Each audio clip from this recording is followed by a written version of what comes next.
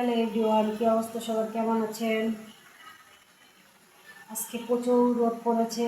রোদ গরমে মনে করেন অবস্থা খারাপ। আর কি হবে, এত গরম, রান্না তো করতেই হবে। গরমে অবস্থা দেখেন, ঘেমের জন্য আমার চোখ অবস্থা খারাপ হয়ে গেছে। তার মধ্যে এই যে রান্না করতে হচ্ছে, এর মধ্যে এই যে লাউ দিয়ে আলু দিয়ে তরকারি করব। আর হচ্ছে ভেন্ডি ভাজা হয়ে গেছে, তেমন কিছু করবো না, কালকে রান্না আছে। প্রচণ্ড গরম, গরমে অনেক কষ্ট হচ্ছে। দেখেন বাইরে কেমন রোদ পড়ছে, দেখেন বাইরে কেমন রোদটা, প্রচণ্ড রোদ বাইরে। ঠিক আছে, প্রচণ্ড গরম লাগছে রান্না করতে গিয়ে। কিছু করার নেই, রান্না তো করতে হবে, খেতে হবে। যাই হোক, ভালো থাকুন সবাই।